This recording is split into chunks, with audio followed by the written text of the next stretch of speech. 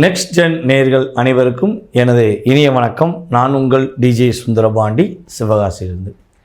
நேயர்களே, மாதம் உங்களை சந்திப்பது எனக்கு மிகப்பெரிய ஒரு மகிழ்ச்சி. அதுவும் நம்மளுடைய நெக்ஸ்ட் ஜென் நேயர்கள் ரொம்ப ஆதரவு கொடுத்துக்கிறீங்க. அதாவது நம்முடைய தமிழ்நாட்டில் மட்டும் இல்லை, வேர்ல்டு லெவலில் என்னை ஒரு உயர்த்தி காட்டினதில் நம்மளுடைய நெக்ஸ்ட் ஜெனுக்கு மிகப்பெரிய பங்கு இருக்குது. இப்போ நம்ம பார்க்க போகிற விஷயம் என்னென்னா, ஐப்பசி மாத பலன்கள் 2025ஆம் ஆண்டு ஐப்பசி மாதத்தில் கோச்சார கிரகங்கள் கொடுக்கின்ற நன்மைகள் என்ற தலைப்பில் பார்க்க போகிறோம். பொதுவாகவே உங்களுக்கு எல்லாருக்கும் தெரிஞ்ச விஷயந்தான், ஒரு மாத பலன்கள், அதுவும் தமிழ் மாத பலன்கள் அப்படின்னு எடுத்துட்டால், முதன்மை கிரகமான நவகிரகத்தின் நாயகனான சூரிய பகவான் எந்த ராசிக்குள்ளே நுழையிறாரோ அந்த ராசி தமிழ் மாதமாக கருதப்படும். அப்போ இந்த ஐப்பசி மாதம் பார்த்திங்கன்னா சூரிய பகவான் கரெக்டாக துலாம் ராசிக்குள்ளே நுழைவார். அப்போ அவர் துலாம் ராசிக்குள்ளே நுழையும் இந்த மாதத்தில் உங்களுடைய வாழ்க்கையில் என்னென்ன மாற்றங்கள் ஏற்பட போகுது, மற்ற கிரகங்கள் எந்த அளவுக்கு உங்களுக்கு உறுதுணையாக இருக்க போகிறாங்க அப்படின்னு பார்க்க போகிறோம். அதாவது கிட்டத்தட்ட பார்த்திங்கன்னா 15/11/2025 வரையும் அவர் சூரிய பகவான் பார்த்திங்கன்னா நம்மளுடைய துலாம் ராசியில் இருப்பார். 16ஆம் தேதிக்கு மேலே தான் அவர் விருச்சிக ராசிக்குள்ளே போவார். அதே போல் இந்த மாதத்தின் ஐப்பசி மாத துவக்கத்தில் பார்த்திங்கன்னா சூரிய பகவான், செவ்வாய் பகவான், புதன் பகவான் 3 கிரகங்களுமே துலாம் ராசிக்குள்ளே இருப்பாங்க. நம்முடைய செவ்வாய் பகவான் பார்த்திங்கன்னா கிட்டத்தட்ட 27ஆம் தேதிக்கு மேலே, கரெக்டாக ஆங்கில மாதம் 27/10/2025க்கு மேலே அவர் என்ன பண்ணுறாருன்னா கரெக்டாக நம்மளுடைய விருச்சிக ராசிக்குள்ளே போயிடுவார். அதே போல் புதன் பகவான் பார்த்திங்கன்னா கரெக்டாக 24ஆம் தேதிக்கு மேலேயே அவர் விருச்சிக ராசிக்குள்ளே நுழைஞ்சிடுவார். அதுக்கடுத்து பார்த்திங்கன்னா நம்முடைய ராகு பகவான் ஆல்ரெடி கும்பராசிக்குள்ளே இருக்கார். சனி பகவான் பார்த்திங்கன்னா நம்முடைய மீன ராசிக்குள்ளே வக்ர நிலையில் உட்கார்ந்துருக்கிறார். நம்முடைய குரு பகவான் பார்த்திங்கன்னா கரெக்டாக ஐப்பசி மாதம் 1ஆம் தேதி மிதுன ராசிக்குள்ளே இருப்பார். 2ஆம் தேதி பார்த்திங்கன்னா ஐப்பசி 2ஆம் தேதி, அதாவது ஆங்கில மாதத்துக்கு 18ஆம் தேதி, ஓகேவா, 18ஆம் தேதி பார்த்திங்கன்னா நம்மளுடைய குரு பகவான் வக்ர நிலை இல்லாமல் அதிசாரமாக சொல்கிறார். எப்போவுமே பார்த்திங்கன்னா வக்ரங்கிறது பின்னாடி போகிறது, அதிசாரங்கிறது முன்னோக்கி செல்வது. அப்போ நம்ம இதை நம்ம என்ன சொல்லணும்னா முன்னோக்கி நகர்தல் அப்படின்னு சொல்லணும்.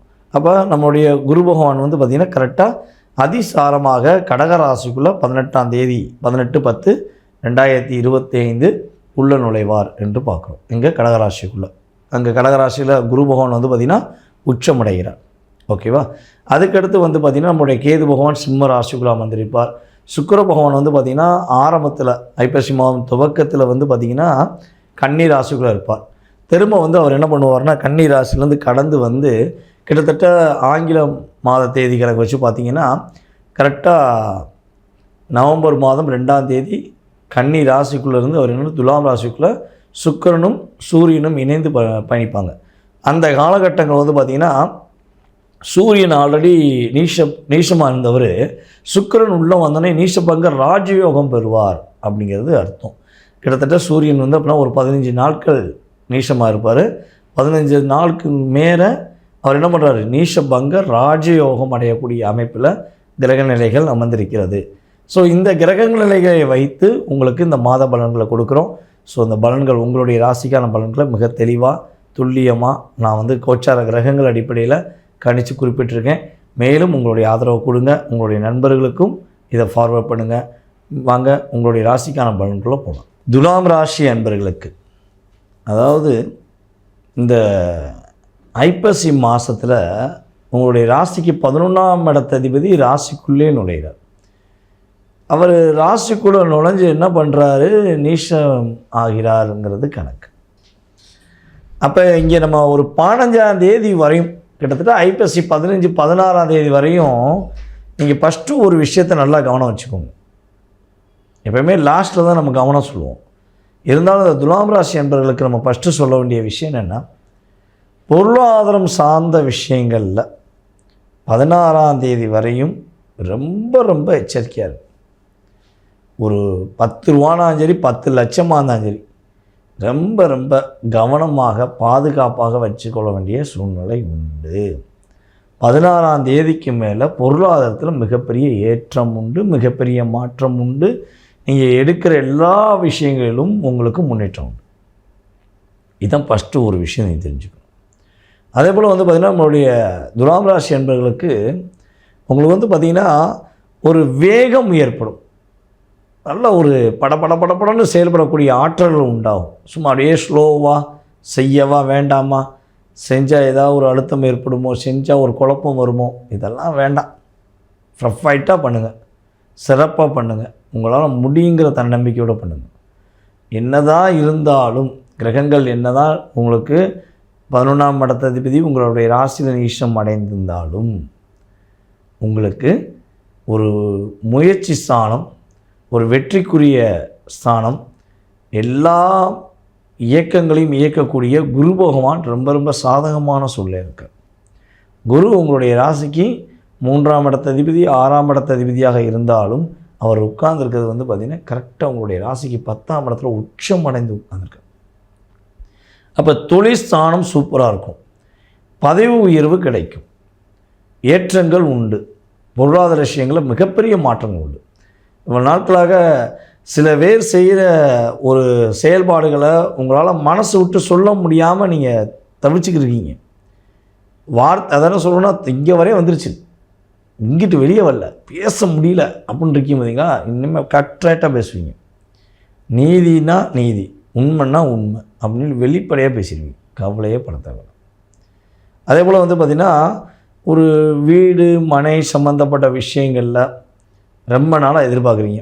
ஒரு சொந்த வீடு வாங்கிடலாமா, ஒரு சொந்தமாக ஒரு இடமாச்சும் வாங்கி போட்டுருவோண்ணா அப்படின்னு ரொம்ப நாளாக எதிர்பார்த்தீங்கன்னா அதுக்கான இயக்கம் உண்டு.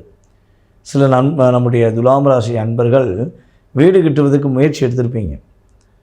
இடம்லாம் வாங்கி போட்டு எல்லா செயல்பாடுகளும் செஞ்சுருப்பீங்க. ஆனால் பாதியோடு ஸ்டாப் ஆகிருக்கும். அப்போ அந்த வீடை எப்படி கட்டுவதற்கான முயற்சியில் உள்ள தடைகளை எப்படி சரி செய்வது அப்படின்னு யோசிச்சுருக்கீங்கன்னா ஐப்பசி 16ஆம் தேதிக்கு மேலே உங்களுடைய முயற்சியில் வெற்றி உண்டாகும். வீடு கட்டாயமாக எந்த ஒரு பிரச்சனை இருந்தாலும் அந்த பிரச்சனையிலேருந்து வெளியே வருவீங்க.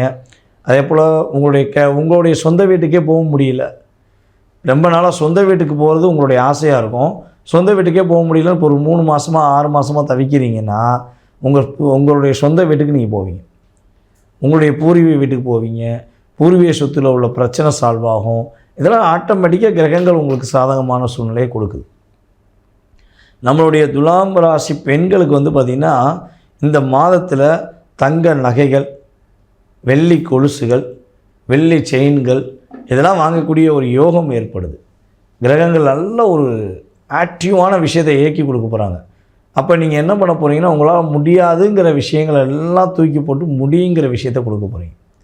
உங்களுக்கு கிரக நிலைகள் சாதகமாக இருப்பதனால அதை நீங்கள் பயன்படுத்திக்கலாம். அதே போல் இந்த மாதத்தில் நீங்கள் ஒரு சில சிக்கல்கள், சில பிரச்சனைகள், அதாவது அரசாங்க சார்ந்த வேலையில் பார்க்குற, அரசாங்க வேலை பார்க்குற அல்லது அரசாங்கம் சார்ந்த டிபார்ட்மெண்ட்டில் ஒரு அதான் சொன்னால் நிரந்தர பணியில் இல்லை, சரியா? ஆனால் பொதுவாகவே அரசாங்க சார்ந்த விஷயங்களை தான் நீங்கள் இயக்கி உங்களுடைய வாழ்வாதாரத்தை செயல்படுத்துகிறீங்க அப்படின்னாலும் சரி, இல்லை அரசாங்க டெண்டர் எடுத்து பயன்படுத்துகிற நபர்களாக இருந்தாலும் சரி, கிட்டத்தட்ட ஒரு 16ஆம் தேதி வரை ரொம்ப கவனமாக இருங்க.